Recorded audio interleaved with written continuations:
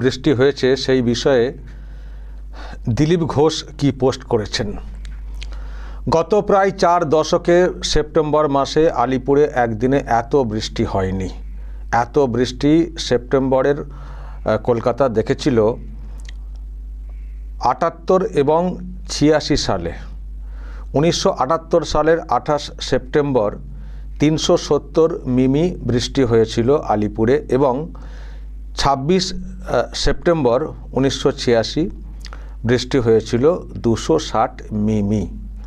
আর এবার গত 24 ঘন্টার বৃষ্টি 251.4 মিমি বলে একটা গ্রাফ উনি দিয়েছেন। দর্শক দেখলাম, হ্যাঁ আমি আবার এটা দেখার সঙ্গে সঙ্গে আরও সব নামিয়ে দেখলাম, সত্যি ওনার পেজ তো দেখলাম, হ্যাঁ ওখানে ওনার সব পুরনো সব পোস্ট রয়েছে। তো দেখলাম, নিশ্চিত হলাম যে হ্যাঁ ওনারই তো পোস্ট। তো উনি কী পোস্ট করেছেন?